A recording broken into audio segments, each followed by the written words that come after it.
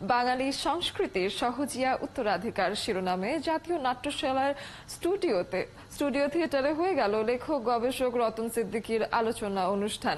Theatre বিষয়ক পত্রিকা মঞ্চকথা আয়োজিত অনুষ্ঠানে এসেছিলেন ডক্টর জাফর ইকবাল সহ নাট্য ও সংস্কৃতি কর্মীরা। 1 ঘণ্টার বক্তৃতায় তিনি তুলে ধরেন বাংলা সংস্কৃতির উন্মেষকাল থেকে শুরু করে গানে কবিতায় প্রবাহমান মানব জীবন, সংকট সম্ভাবনার দান্দিকতা সহ বাঙালির মানুষ জীবন। এছাড়াও বাঙালির সাংস্কৃতিক জাগরণের বিভিন্ন দিক নিয়েও বিশ্লেষণ করেন রতন সিদ্দিকী।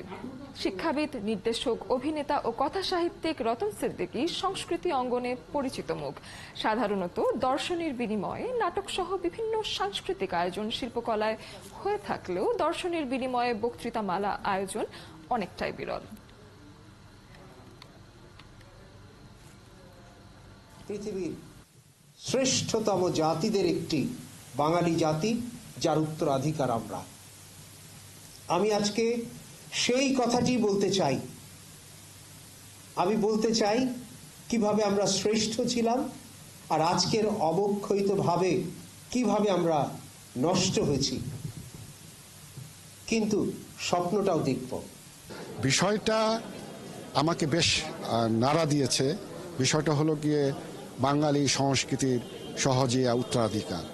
এটা আমাদের যে সংস্কৃতির যে পূর্বাপার যে বংশ পরম্পরা, ইতিহাসের পরম্পরায় আমরা এই পর্যন্ত এসেছি, এটা আমাদের পরিষ্কার একটা জানা থাকা দরকার। সেই তাড়নায় সেই বোধ থেকে আমরা এই ধরনের অনুষ্ঠানের আয়োজন করেছি। কিন্তু আজকে প্রথম একটা ঘটনা ঘটছে, যেখানে কাউকে জোর করে কেউ বক্তৃতা শোনাচ্ছে না। যারা শুনতে চায় তারা নিজের পকেটের টাকা খরচ করে একটা টিকিট কিনে একটা বক্তৃতা শুনতে এসছে। এটা একটা অসাধারণ ঘটনা এবং আমার ধারণা বাংলাদেশেই প্রথম।